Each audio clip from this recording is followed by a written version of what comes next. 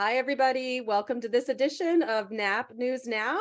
My name's Alisa Tag, and I'm Association Director with the National Association of Activity Professionals. I'm so excited for this week's guest. We have Brent Wolf, the Executive Director of the American Therapeutic Recreational Association. How are you, Brent? I'm so sorry. No, you're totally fine. Look, it's the end of the day. I understand completely. So I'm doing very well, very well. Happy to be here and happy to be chatting with you. So looking forward to the conversation. I'm super excited too that we've begun to collaborate a little bit more and just Yes. kind of come to the table together as organizations that work Yep, for the greater good of the people that we work with, right? That's what we're all about. absolutely. So I think it's super important. We have a lot of I'm sure we have a lot of ATRA members that are also NAP members and Mhm. vice versa. And so I would think it would be really important for us to just kind of first and foremost have you just take a few moments to talk about ATRA and its missions and its goals. Yeah, no, absolutely. And our ATRA's mission, and like one of the things I love is my background has it right here on it. Our mission is to empower recreational therapists. That is something that we take very seriously. We work very hard to do that on a day-to-day basis. We work very hard to make it not just something that looks good on a Zoom background, but also something that we truly live in everything that we do. So whether we're in a staff meeting, a board meeting, having a conversation about the smallest initiative, the biggest initiative, there will be a moment where somebody in that group says, does this empower recreational therapists? And we say that out loud very intentionally so that there is a moment of reflection. Are we on the right path? Because at the end of the day, if we're not empowering rec therapists, we're not living out our mission. And so we try and do that every day in every decision that we make, in every conversation that we have. And it's a mission that I truly support and stand behind very, very comfortably as we try to empower all recreational therapists. And I talk to a lot of student groups and I tell them this includes you students as well. So it's students who are studying rec therapy. It's everybody. We want to make people feel empowered. And so some of the goals that we have as an organization, we're kind of in the midst of a strategic plan right now, a 5-year strategic plan. And we are working on issues related to advocacy and legislative issues where we are working to try and help create toolboxes for Medicaid waiver programs where people can learn how to get services supported through the Medicaid waivers. We are working on pieces of legislation. We actually just posted something on our website. Representative G.T. Thompson, he's a representative from Pennsylvania. He has just made some public comments where he is going to be looking to introduce some new legislation specifically related to recreational therapy. And so we're excited about that piece of things. So our advocacy and legislative goals are things that we are continuing to strive towards, one of the kind of directions that we are going in. We're also working very clearly with our what we call quality providers. We want all recreational therapists to not just be empowered, but also to feel that they are quality providers of the services that they deliver. And so we do that through our standards of practice. We do that through a quality internship supervisor training that we've created. We do that through our diversity, equity, and inclusion efforts. And so that quality providers group is really directing all of our efforts in that goal area to try and make sure that rec therapists are being able to provide those services to the highest quality that they're able to provide them. And the third area that we're really trying to make efforts in here right now, as we think about our goals, is our membership growth and development. We want to help people grow and develop as a member, as a rec therapist. And so we're trying to do a lot of things that allow people to connect with one another, that allow them to find new ways to engage with one another. It all falls under that umbrella of empowering, but we have a brand new initiative that we've just rolled out called special interest groups. And those are for anybody that is wanting to grab a group of people around a particular topic. You name the topic, we have the infrastructure created where you can create a group where you can come together and interact around that particular topic. We just had somebody reach out about wanting to create one of these special interest groups around recreational therapists who work in camp settings. So that's one that we're getting ready to create. We've got one on private practice, recreational therapy and private practice that we're rolling out. We've got one on recreational therapy and licensure that we're rolling out. We've got one on rec therapy and nature that we're rolling out. And so we've got these different special interest groups that are designed to bring people together, to connect them to one another, because that's a major goal that we have as an organization. So we kind of look at those three areas: our advocacy, legislative issues. We look at the quality provider piece, and then the membership growth and development as our goal areas that we're really striving to work towards under that umbrella of empowering recreational therapists. I think that's super cool, Brent, and thank you for sharing that detailed of information. I find it interesting, that it seems to be the direction we all need to be going now with special interest groups, because there is such a large field, of course, of recreational therapy, that it's important for those individuals that work in nature, that work in camps and things of that nature, to really have that opportunity to engage and work with other people that are of the same like mind. We all know that we all seem to congregate together depending on what, our goals are, what our values are, and what we do for work. And I think that is a mindful approach that you're doing with the special interest groups. I think that's super cool. And I know you've begun to collaborate with other organizations. So let's talk a little bit about that. How is that working out for you to help advance the interest of recreational therapists? It's been really good. We are kind of in this mindset right now of we are stronger when we are partnering with people who are similar to us. And I think that's a great approach for any organization. I love this international knowledge exchange group that we're a part of with you, and the opportunities that we've had to just be able to connect with people across the globe. We've got, this month coming up in October, we've got the, sessions from all over the globe. People are going to be doing these sessions related to kind of what they're doing in this broad field that we are a part of. And so it's been really empowering for me, and I hope for our members as well, to have these opportunities for folks to be able to gain from the partnerships. Our approach has been, we want to join with groups who share a similar mission to ours. If we can partner with a group that has a similar mission, we're going to be able to really go someplace. And so whether that is through the international knowledge exchange, whether that is through, we're just kind of part of a group called Concussion Awareness Now. We're part of, an organization that's kind of broader coalitions. Whether it is any of these things, we want to be working with folks that are connected to us. And so I've had conversations with hospital executives. I've had conversations with facility CEOs about how can we partner together? What can we do together to move forward? Because when we're doing it that way, we're going to not just make a difference in the lives of our members, but the people that we serve. And at the end of the day, that is the goal. Yes, we are trying to empower recreational therapists, but it is so they can change the lives of the people that they serve.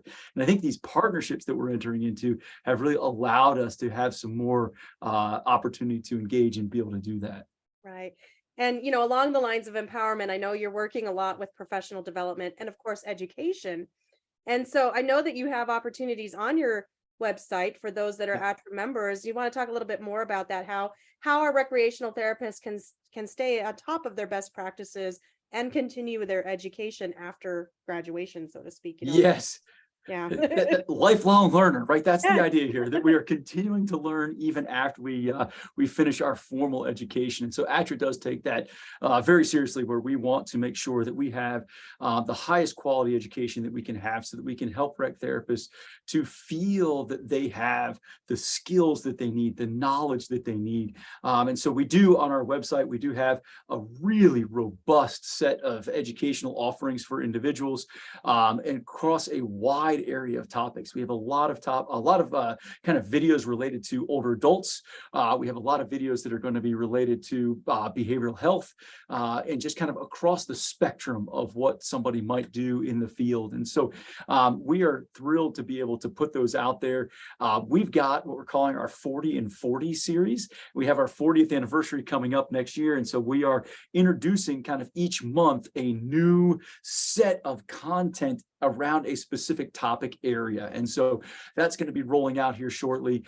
We did just have our conference at the beginning of September, and super excited to share that we have a replay of that conference coming in November that people are going to be able to participate in. So if you go to our website, you'll be able to see that how you can get involved in that. But one of the coolest things about that, and actually I just did this before I got on the call with you, our keynote speaker who was live at our conference, I just recorded a podcast with him that is going to be part of our conference replay. And so people are going to be able to hear from him, and you're going to get to hear our keynote speaker from the conference as a part of that conference replay. So it's really cool. He's amazing. His name is Lonnie Bedwell. He is a blind veteran who has summited, I think it's 4 of the highest peaks on 4 of the 7 continents. He's got 3 left to go.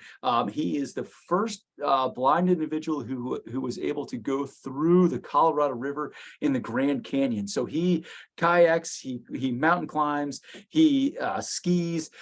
As a dad, my favorite part of his story is he has raised 3 daughters while being blind, and so his story was a part of our face-to-face conference, and it's a part of our replay, which folks aren't going to want to miss. It's a really cool story, and so he's got some great information. Just a truly amazing individual and gifted speaker. And so that's just another piece that we offer as far as our education is concerned, and would love for folks to be able to check that out and just learn from Lonnie, if nothing else. He's a great guy.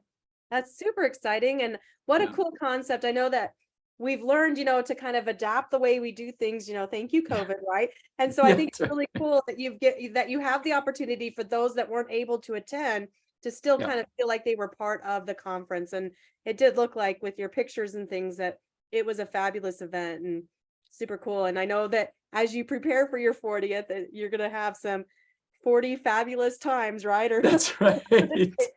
That's right. Exciting. And I know ATRA has become very much involved in, advocating for licensure and certification for all recreational therapists.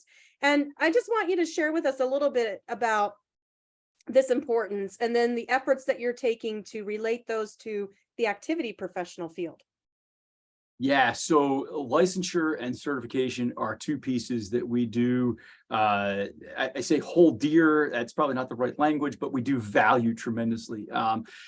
So we have kind of 5 beliefs that we hold as an association, and one of those speaks directly to credentialing for the recreational therapist. And so currently we have 5 states that require a individual to possess a license as a recreational therapist.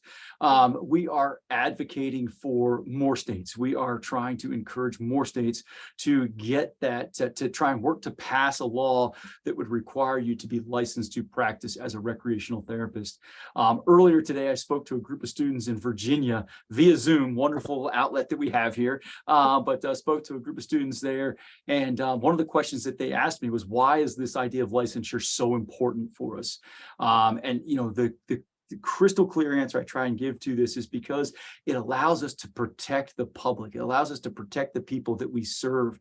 As rec therapists, as activity therapists, we are working with a vulnerable population, and they deserve to be kept safe. And a license allows us to try and help that. And so that's something that we are committed to. We do have a task force that we operate that focuses on licensure.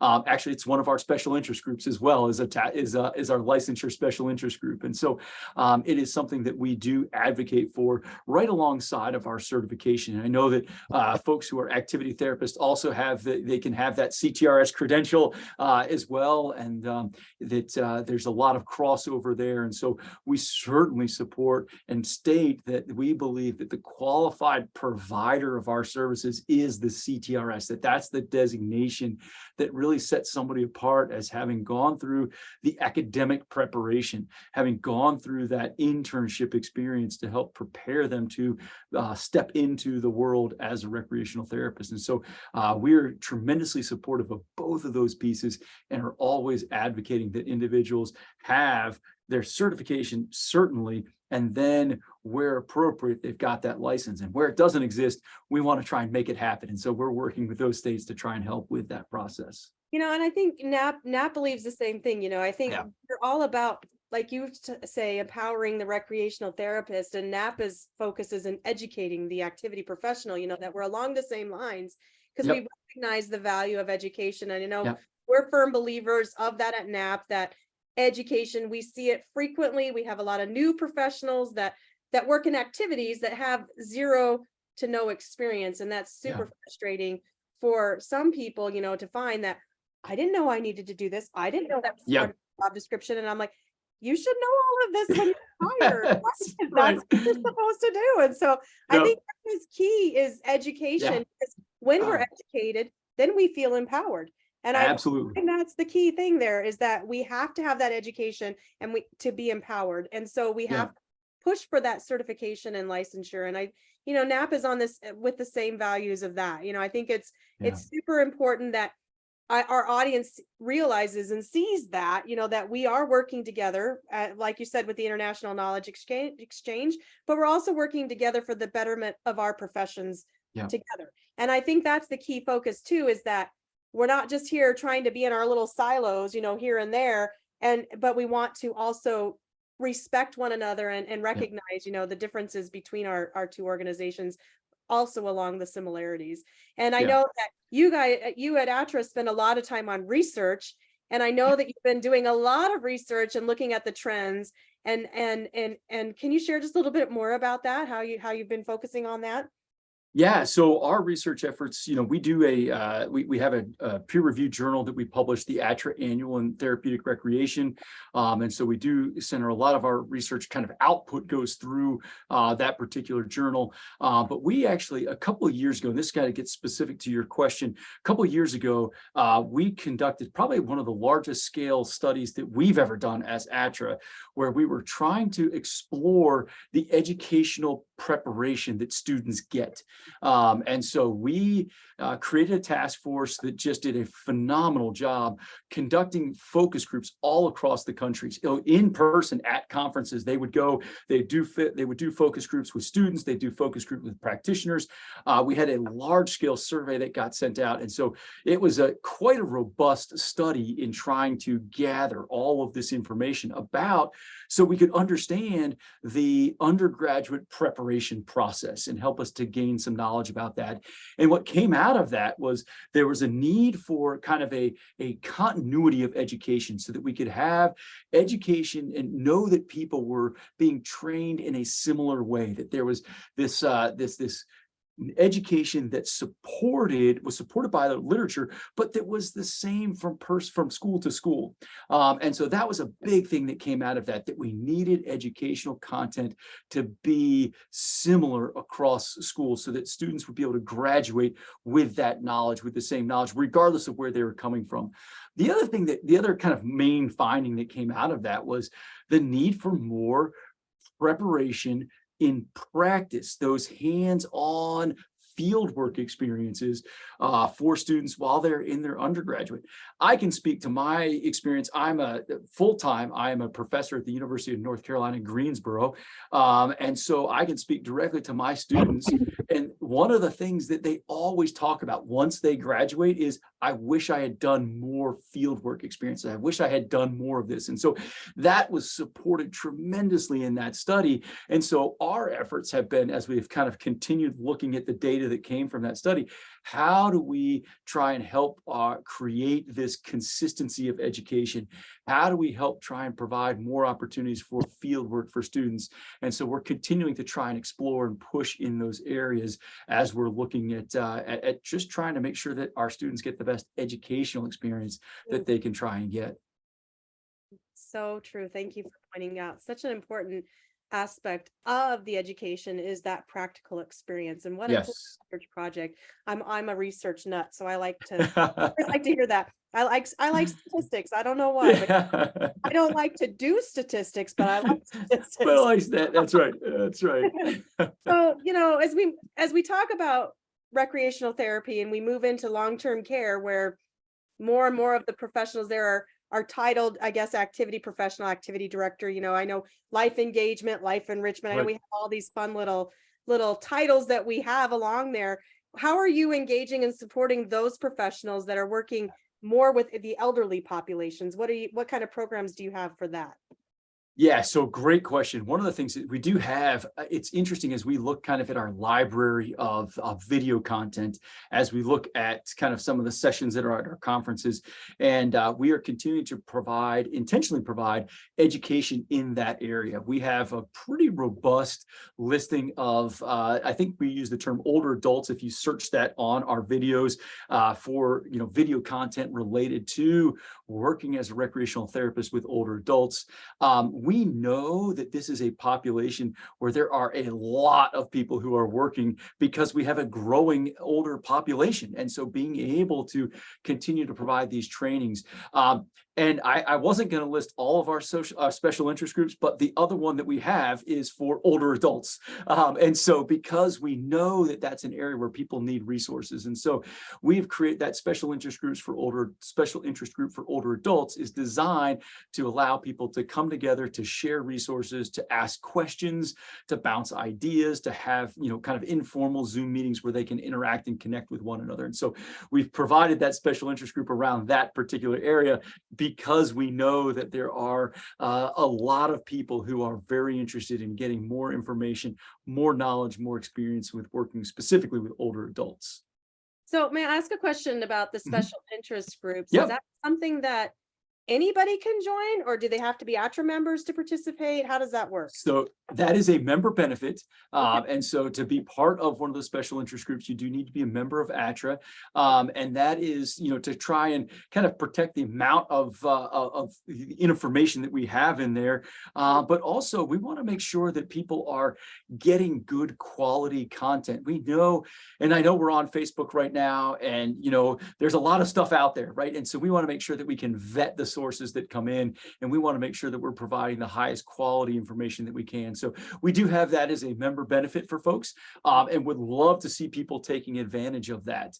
The neat thing about the special interest groups is they are limitless in what they could be. So anybody comes up and they say, I'd like to have a special interest group around this area. We've got a form you fill out, you take care of that, you're done. We'll create the special interest group and you can go with it.